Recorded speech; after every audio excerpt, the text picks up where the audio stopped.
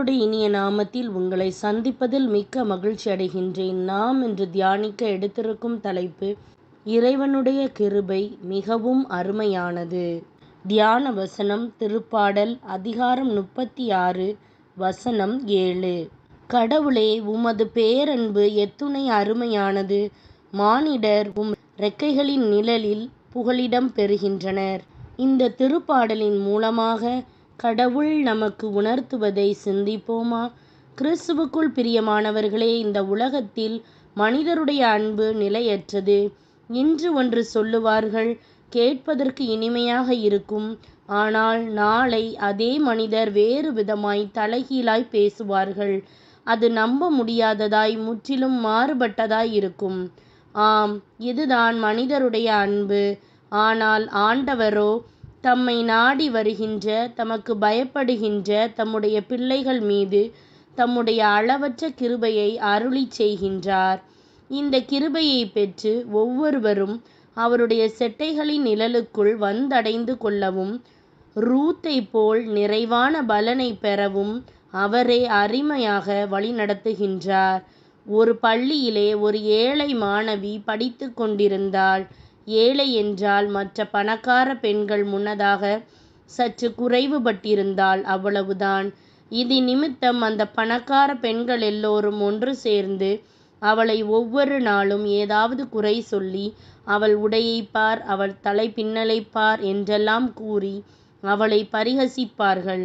படிப்பிலும் அவள் சற்று குறை உள்ளவள்தான். இந்த நிலைமையில் அவள் மனமுடைந்து போன சமயத்தில் ஆண்டவரை பயபக்தியுடன் தேட ஆரம்பித்தாள். நீரே எனக்கு ஞானமாய் நான் எப்படி நடந்து கொள்ள வேண்டுமென்று எனக்கு வழிகாட்டியாய் இரும், என்னை கைவிடாதிரும் என்று பள்ளி செல்லும் பொழுதெல்லாம் ஜெபம் பண்ணிக்கொண்டே இருப்பாள். பரீட்சை வந்தது. எல்லோரும் பரீட்சை எழுதினார்கள். அந்த பெண்கள் அவளை பார்த்து, நாங்கள் எல்லோரும் பரீட்சையில் தேர்ச்சி பெற்று மேல் படிப்பு படிக்கப் போகின்றோம். ஆனால் நீயோ குறைவான மதிப்பெண்கள் பெற்று தோல்வி அடையப் போகின்றாய் என்றெல்லாம் பரிகசித்தனர். பரீட்சை முடிவுகள் வந்து மதிப்பெண்கள் வெளியிடப்பட்டன. எல்லோரும் போய் ஆசையோடு பார்த்தார்கள். அந்த பெண் மிகவும் ஆச்சரியப்படும் வகையிலே எல்லாவற்றிலும் எதிர்பாராத அளவுக்கு சிறந்த மதிப்பெண்கள் பெற்றிருந்தாள். ஆனால் அவளை எள்ளி நகையாடின பெண்களோ மிக மிக குறைவான மதிப்பெண்கள் பெற்றிருந்தனர். அப்பொழுதுதான் அவர்கள் தங்கள் குறைகளை எண்ணி அவளிடம் மன்னிப்பு கேட்டனர். கடவுள் அவர்கள் முன்னதாக அவளை கனப்படுத்தினார். ஆம், கடவுளை உண்மையாய் தேடுகிறவர்களுக்கு அவர் அருளும் கிருபை மிகவும் அருமையானது. நீங்களும் பற்பல விதங்களிலே குறைவுகளை அனுபவித்துக் கொண்டிருக்கலாம். ஆனால் இந்த பெண்ணைப் போல ஆண்டவரை உறுதியாய் பற்று கொள்வீர்கள் என்றால், அவருடைய தெய்வீக கிருபையை அளவில்லாமல் உங்கள் வாழ்க்கையிலே சூழ்ந்திருக்க பண்ணி அவைகளையெல்லாம் தலைகீழாய் மாற்றுவார். நிறைவானவர் உங்களுக்குள்ளே வரும்பொழுது குறைவானவைகளையெல்லாம் மாற்றி போடுவார். சிந்திப்போம், வாழ்வாக்குவோம். நாம் ஜெபிக்கலாமா?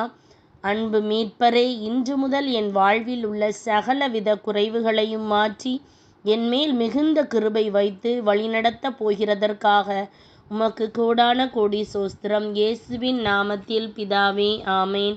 இன்றைய நாள் விசுவாசத்தின் நாளாய் அமைவதாக. Praise the Lord.